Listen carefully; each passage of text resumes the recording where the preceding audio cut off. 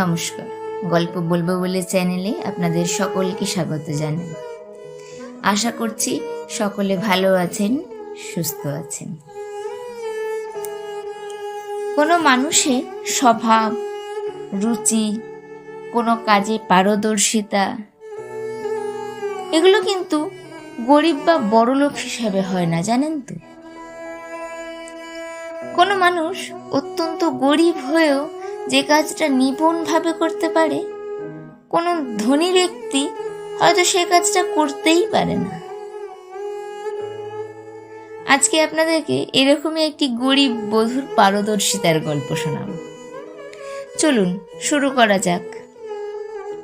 আজ আমি আপনাদের শোনাবো লেখক অজিতেশ নাগের লেখা ছোট গল্প অষ্টমীর বাড়ি। 26-27 বছর আগেকার কথা, তার বেশিও হতে পারে। তখন সবে চাকরি পেয়েছি। প্রথম পোস্টিং নিজের জেলা মালদাহতে। প্রেম আগে থেকেই ছিল, এবার বিয়েটাও সেরে ফেললাম। তার 1 বছর পরেই এলো বদলির চিঠি, বালুরঘাটে, দক্ষিণ দিনাজপুর। বালুরঘাটে রেল স্টেশনের কাছে কিছুদিন ভাড়ায় থাকার পর সরকারি কোয়ার্টার্স পেলাম। 5 তলা বাড়ির সবকটা ফ্ল্যাটই সরকারি কর্মচারীদের জন্য বরাদ্দ। আমাদের 4 তলার ফ্ল্যাটটা 2 কামরার, দক্ষিণ পশ্চিমমুখী বারান্দা। প্রচুর হাওয়া বাতাস। বারান্দায় এসে দাঁড়ালে সামনের ঘাসে ঢাকা মাঠ আর মাঠের উত্তর দিকের একটা জলাশয় দৃষ্টিগোচর হয়। দূরে দূরে নতুন বাড়ি ঘর উঠছে, চারিদিকে গাছগাছালি প্রচুর। সবকিছু দেখে শুনে আমার স্ত্রী অদিতির ভারী পছন্দ হলো ফ্ল্যাটটা। সে লেগে গেল ঘর গুছাতে। তার তৈরি করা ফর্দ মিলিয়ে আমি কিনে আনতাম লাগলাম স্টোভ, বাসনকোসন, আনাজপাতি, বিছানাপত্র এইসব। ততদিনে বুঝে গেছি সদর বালুরঘাট যাকে বলে এটা ঠিক সেই রকম জায়গায় নয়, বরং খানিকটা শহরতলি এলাকা। জানি না এখন এই জায়গাটার কি অবস্থা হয়েছে। সেই সময় এই অঞ্চলটাকে বলা হতো মনোরঞ্জন কলোনি। অফিস জয়েন করে দেখলাম মালদহের অফিসের তুলনায় এখানে কাজের চাপ বলতে তেমন কিছুই নেই। ফাইল পড়ে আছে বিস্তর, কিন্তু কাজ করতে চাইলেই তো হবে না। বেশ কিছু টেবিল ঘুরে ফাইল আমার টেবিলে আসবে, আর সেখানেই যত বিপত্তি। আমার ঊর্ধ্বতন এক সহকর্মী ছিলেন, তারা দাস বাড়ি। তখনই বয়স 56 ছাড়িয়েছে। গল্পের বই পড়তে দারুণ ভালোবাসতেন। বাড়িতে পড়তেন, অফিসেও নিয়ে আসতেন। তার কাছে পেন্ডিং ফাইলের জন্য তাগাদা করলেই তিনি ভারী অমায়িক হাসতেন। নামের মাহাত্মেই কি না কে জানে, তিনি প্রায়ই তারানাথতান্ত্রিক থেকে নানা উক্তি ঝাড়তেন। বলতেন, দাসবাবু, জীবনটা মূলত আয়েশ করার জন্যই, মাঝে 2-1টা চাকরি বা ব্যবসা করলেই বলেই তিনি ফের বইয়ে ডুব দিতেন। হয়তো উক্তিটা ঠিক মতো আজ আমার মনেও নেই, কিন্তু খুব অবাক হয়ে তাকিয়ে থাকতাম তার দিকে, এটা মনে আছে। কখনো কখনো বিরক্তিও জাগতো। যাক, আমার গল্প তারাদাস বাড়িকে নিয়ে নয়, অষ্টমীকে নিয়ে। এখানে আসার মাস 5 পরেই অদিতি সন্তান সম্ভবা হলো। তারও মাস 4 পরে আমরা দুজনেই টের পেলাম এবারে একটা ঠিকে কাজের লোক না রাখলেই নয়। অদিতি কার কার সঙ্গে যেন কথা বলে একজন কাজের মহিলা ঠিক করে ফেলল, নাম অষ্টমী। প্রথম যেদিন সে এলো দেখি আমার একটা কেমন মিশ্র অনুভূতি হলো। মধ্যম উচ্চতা, শীর্ণ চেহারা, মাজা মাজা গায়ের রং, সারা মুখে বসন্তের দাগ। কিন্তু তাকে দেখে কেমন লাগলো সেটা কোনো কাজের কথা নয়। যে জন্য তাকে রাখা, সেই কাজটাই হলো আসল ব্যাপার। একদিন অফিস থেকে ফিরে বেশ অবাক হলাম। প্রায় মাস 7 ধরে দেখা চেনা ফ্ল্যাটটা ভারী অন্যরকম লাগলো। অদিতির মুখে হাসি। এভাবে কে গোছালো? অদিতি জানালো, অষ্টমী। আমি মুখে কিছু না বললেও মনে মনে প্রশংসা না করে পারলাম না। শুধু গোছানোই নয়, দেখলাম বেশ কিছু অস্থাবর সম্পত্তি এরই মধ্যে জায়গা পরিবর্তন করেছে। মহিলার বেশ রুচি জ্ঞান আছে তো। হতে পারে কোনো বড় ঘরের মহিলা, হয়তো অবস্থার বিপাকে এই কাজ করতে বাধ্য হচ্ছে। যদিও পরে আরও বারচারেক তার দিকে আর চোখে তাকিয়েও চেহারায় সেই বড় ঘরানার তিলমাত্র উপস্থিত পেলাম না। যাই হোক, অষ্টমীর হাতের কাজ যে দুর্দান্ত সেটা তর্কাতীত ব্যাপার। অদিতির ইচ্ছে প্রবল, কিন্তু সাধ্য কম। ফলে ধীরে ধীরে কড়াইয়ের নিচে কালির আভাস, থালার কোণে দাগ, স্টোভের পাশে জমে ওঠা ময়লা এসব দৃষ্টিগোচর হচ্ছিল। অষ্টমী আসার দিন দুয়েক পরে দেখলাম সেসব উধাও।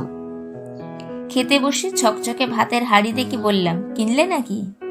সে জানালো পুরনোটাই অষ্টমীর হাতে পড়ে তার রূপ খুলেছে। আশ্চর্য, ওই কাঠি কাঠি সদৃশ্য হাতে এত জোর। সবই ঠিক ছিল, কিন্তু একটা ব্যাপার বিরক্তিকর হলো। রোজ ঠিক ভোর 5টায় উপস্থিত হয়ে ডোরবেল টেপা। আমি বরাবরই লেট রাইজার, 8টার আগে চোখ খোলে না। তারপর চাটা খেয়ে বাজার করে এসে স্নানহার সেরে 11টার মধ্যে অফিসের উদ্দেশ্যে যাত্রা।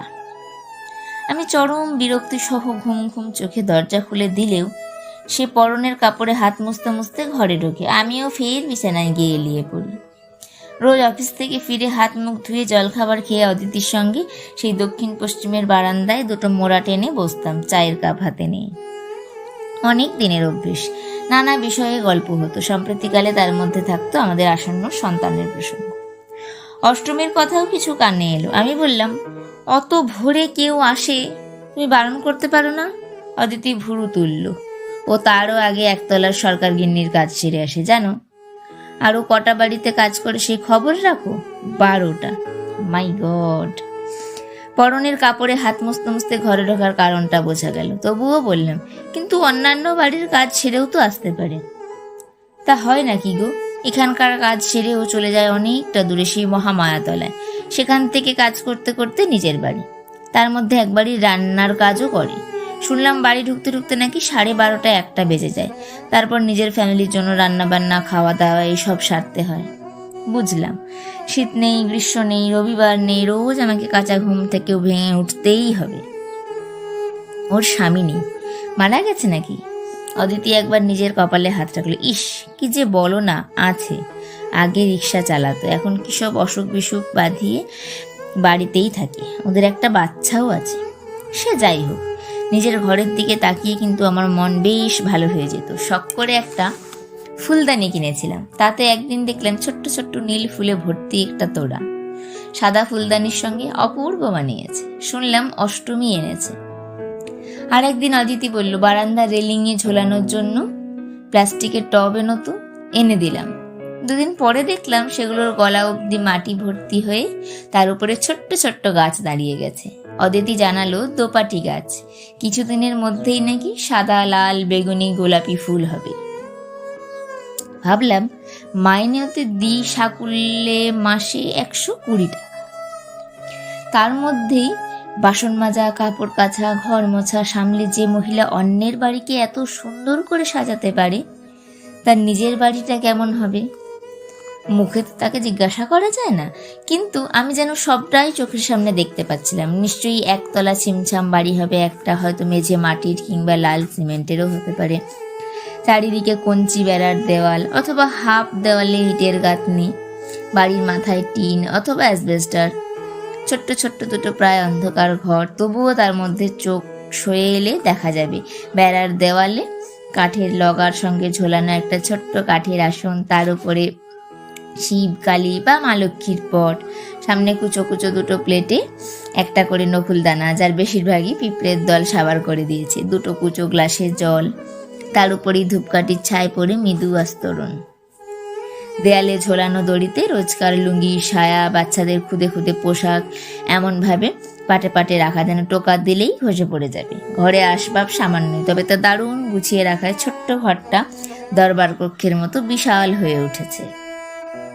বাইরে ছোট্ট এক চিলতে বারান্দা, তার দিকে ঢাকা দিয়ে উনুন, হাঁড়ি কুড়ি, রান্নাবান্নার আয়োজন। সামনে থাকবে ছোট্ট একটা উঠোন, তার এক কোণে একটা তুলসী মঞ্চ থাকাও বিচিত্র নয়। হয়তো সেই কোনো রাতে থাকতে থাকতে অষ্টমী উঠে পড়ে, গোবর জল দিয়ে উঠোন নিকিয়ে বাচ্চার জন্য দুধ গরম করে নেয়, হয়তো দুটো ভাতও ফুটিয়ে নেয়, নইলে স্বামী দেবতাটি উঠে গিলবেন কি।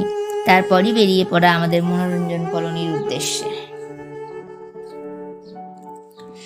দিন কেটে যাচ্ছিল মন্দ নয়। রোজ 5টায় উঠে পড়তে পড়তে আমারও কেমন একটা অভ্যেস তৈরি হয়ে গেল। পরে আর ঘুম আসতো না। ভাবলাম সামনের মাঠে হাঁটাহাঁটি করলে কেমন হয়, তাই শুরু করলাম। মনে হলো এতদিন বাড়তি 3 ঘন্টা করে বিছানায় পড়ে পড়ে সময়ের কি অপচয় করেছি। মনে মনে অষ্টমীকে থ্যাঙ্কস জানালাম, মুখে তো বলা যায় না। একদিন অদিতি জানালো আগামীকাল থেকে অষ্টমী কাজে আসতে 8 ঘন্টা করে দেরি হবে। কেন? শুনলাম যে বাড়িতে ওরা এতদিন ছিল তার মালিক নাকি চলে এসেছে, তাই ঘর ছেড়ে দিতে হবে। বাড়ি বদল করে অষ্টমীরা আরও দূরে কোথাও যাচ্ছে। চমকে উঠলাম, তাহলে এতদিন অষ্টমী ভাড়া বাড়িতে ছিল? আমার কল্পনায় গড়ে তোলা অষ্টমীর বাড়ি তাহলে ভাড়া বাড়ি? যা চলে নিমেষে সেই বাড়ি ঘর দৌড় ভেঙে চুরে একটা বস্তি বাড়ির ছবি ভেসে উঠল। একটা সরু গলি, জলে জলাকার, তার দুপাশে সার দিয়ে ঘরের পর ঘর, ঘরের পর ঘর। এরপর কেটে গেছে আরও মাস 7। এরই মধ্যে একটা দুর্ঘটনা ঘটে গেছে। অদিতির মিসক্যারেজ হয়েছে। আজকাল বেশিরভাগ সময়ই ও মন খারাপ করে শুয়ে বসে থাকে। অষ্টমীর 12টা ঘরের মধ্যে 2টো ঘরের কাজ চলে গেছে। সেই সময়টাকে কাজে লাগিয়ে ওকে আমাদের রান্নার দায়িত্বটা দেওয়া হয়েছে। মাইনেও বাড়িয়ে 350 করে দিয়েছি। একদিন অফিস থেকে ফিরে অদিতির মুখে শুনলাম অষ্টমীরা নাকি যুব কলোনিতে ভাড়া নিয়ে চলে এসেছে। মানে যতদূর জানি যুব কলোনি মোটামুটি একটা সমৃদ্ধ বসতি অঞ্চল। এখনও অল্প কিছু প্লটে যা জায়গা ফাঁকা আছে সেখানেও দ্রুত ফ্ল্যাট উঠছে। এখনও যুব কলোনিতে একটা 1.5 কামরার ফ্ল্যাট হলেও তার ভাড়া 1000 বা 1200-র নিচে তো হবেই না। অদিতির মুখে শুনে শুনে যা আন্দাজ হয়েছে, অষ্টমীর সংসারে তো সেই একমাত্র আর্নিং মেম্বার, আর বর্তমানে তার মাসিক আয় কোনো মতে 1400 থেকে 1600 টাকার বেশি নয়। তবে কি ও বা ওর স্বামী কোনো বেআইনি কাজের সঙ্গে যুক্ত? শেষমেশ আমরা ফেসে যাব না তো? একদিন আর কৌতূহল চাপতে না পেরে অদিতিকে প্রস্তাব দিলাম, সারা দিন ঘরে মনমরা হয়ে বসে না থেকে বিকেল নাগাদ আশপাশটায় ঘুরে আসি বরং। অদিতি রাজি হয়ে গেল। আমি ওকে নিয়ে একটু এদিক ওদিক ঘুরেই যুব কলোনিতে হাজির হলাম। আলগোছে বললাম, এদিকে আমাদের অষ্টমী ভাড়া নিয়েছে না, কোথায় জানো? অদিতি জানলো ঠিক করে জানে না, তবে দিনবাজারের আশেপাশে শুনেছিলাম। গেলাম সেদিকে। দিনবাজার পার হতেই বাঁদিকে অনেকটা জমি খালি, তার মধ্যে বিক্ষিপ্ত গোটাচারেক ফ্ল্যাট বাড়ির কঙ্কাল।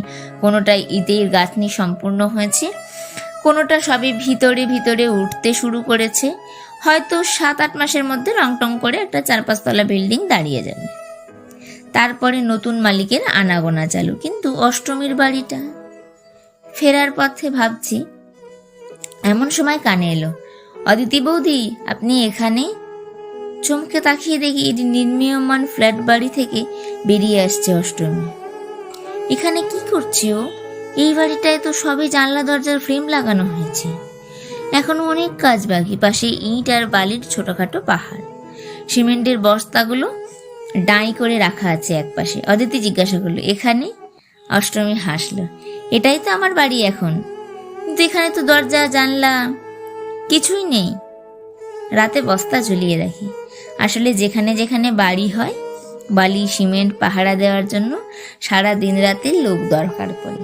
এই বাড়িটা তৈরি হয়ে গেলে আবার অন্য কোনো জায়গায় চলে যেতে হবে। নিভে আসা আলোয় আমি অপলক তাকিয়ে দেখেছিলাম অষ্টমীর বাড়ি। আজকের গল্পটি এখানেই সমাপ্ত হলো। কি অদ্ভুত বলুন, যার নিজের কোনো স্থায়ী ঠিকানায় নেই সে কি সুন্দর অন্যের ঘর গুছিয়ে রাখে। নিজের ঘর সাজানোর সামর্থ্য না থাকলেও কি নিপুণভাবে অন্যের ঘরকে সাজায়। পারদর্শিতা বা জ্ঞান যে গরিব বড়লোক বা সামর্থ্য বিশেষে হয় না, এই গল্পটা তারই প্রমাণ দেয়, তাই না বলুন?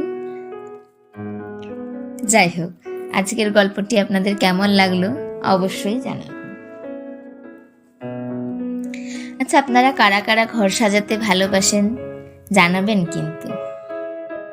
এরকম আরও গল্প শোনার জন্য চ্যানেলটিকে সাবস্ক্রাইব করবেন, আর গল্পটি ভালো লাগলে একটি লাইক করবেন ও সকলের সাথে শেয়ার করবেন।